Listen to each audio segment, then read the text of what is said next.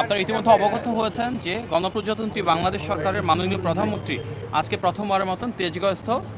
প্রধানমন্ত্রী কার্যালয়ে অফিস করেছেন। তিনি দেশের একজন সাধারণ নাগরিকের মতন করেই ভিআইপি বলতে আমরা যে জিনিসটা দেখতাম আগে সেখান থেকে সম্পূর্ণ ভেঙে এসে এখানে ঢোকার আগে ট্রাফিক সিগন্যালও ছিলেন, দীর্ঘক্ষণ সেখানে অপেক্ষা করেছেন, অফিসে ঢোকার আগে একটি বৃক্ষরোপণ করেছেন এবং এই প্রধানমন্ত্রী কার্যালয়ের যারা কর্মকর্তা রয়েছেন যাদের অনেকেই ওনার মা এবং সাবেক প্রধানমন্ত্রী দেশনেত্রী বেগম খালেদা জিয়ার সাথে কাজ করেছিলেন এই কার্যালয়ে, ওনাদের সাথে কুশল বিনিময় করেছেন, নাম ধরে আলাপ আলোচনা করেছেন। তারপর উনি অফিসে যাওয়ার পরে আমাদের যে নির্বাচনী প্রতিশ্রুতি ছিল বিএনপির পক্ষ থেকে সেগুলো নিয়ে কয়েকটি আলোচনা হয়েছে। সেখানে বিভিন্ন সংশ্লিষ্ট মন্ত্রণালয়ের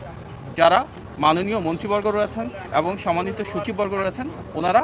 সেখানে অবস্থান নিয়েছেন এবং ওনাদের যার যার অবস্থান থেকে কিভাবে এই পলিসিগুলো কার্যকর করা যাবে সেগুলো নিয়ে আলোচনা করেছেন। মূলত আজকে প্রথম যে মিটিংটা ছিল সেখানে মাননীয় প্রধানমন্ত্রী আলোচনা করেছিলেন আমাদের একটি নির্বাচনী প্রতিশ্রুতি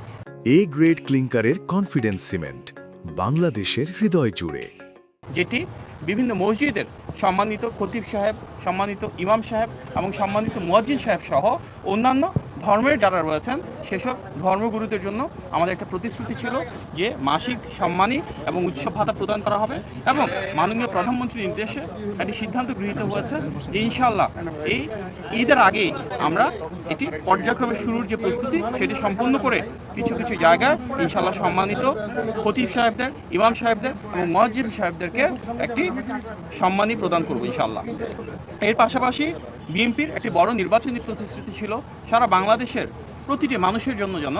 মেধার ভিত্তিতে বৈষম্যবিহীনভাবে আমরা কর্মসংস্থান সৃষ্টি করতে পারি। সরকারি চাকরির ক্ষেত্রে, বেসরকারি চাকরির ক্ষেত্রে, উদ্যোক্তা হিসেবে গড়ে ওঠার ক্ষেত্রে এবং বহির্বিশ্বে জনশক্তি রপ্তানির ক্ষেত্রে কিভাবে আমরা সবাইকে আরও দক্ষ এবং যোগ্য হিসেবে গড়ে তুলতে পারি, আমাদের শিক্ষা ব্যবস্থার প্রয়োজনীয় সংস্কারটুকু কীভাবে আনবো এবং তার মাধ্যমে আমাদের জনশক্তিকে কীভাবে কর্মক্ষম করে দ্রুততার সাথে তাদের জন্য অনেক বেশি চাকুরি এবং ব্যবসার সুব্যবস্থা করতে পারবো। তার জন্য প্রয়োজনীয় যে ডিরেগুলেশন প্রয়োজন, ব্যবসা বাণিজ্য এবং শিল্প কারখানায় নীতিমালার প্রয়োজন রয়েছে সংস্কারের জন্য এবং টেকনিক্যাল এবং ভোকেশনাল এডুকেশনকে আরও কীভাবে প্রাধান্য দিব আমরা, বিদেশে বিভিন্ন দূতাবাস যারা রয়েছে এবং বাংলাদেশে বিদেশি যে দূতাবাস রয়েছে তাদের সাথে সমন্বয়ের মাধ্যমে কিভাবে আমাদের জনশক্তিকে আরও দক্ষ এবং যোগ্য করে বিদেশে পাঠাতে পারবো, এগুলি নিয়ে বিস্তারিত আলোচনা হয়েছে। সংশ্লিষ্ট যারা মন্ত্রীবর্গ রয়েছেন, সচিববর্গ রয়েছেন ওনারা ওনাদের মূল্যবান মতামত প্রদান করেছেন এবং ইনশাল্লাহ খুব দ্রুততম সময়ের ভিতরে জনগণের প্রতি জবাবদিহিমূলক এই রাষ্ট্র ব্যবস্থা, জনগণের ভোটে নির্বাচিত সরকার আমাদের মাননীয় প্রধানমন্ত্রীর নেতৃত্বে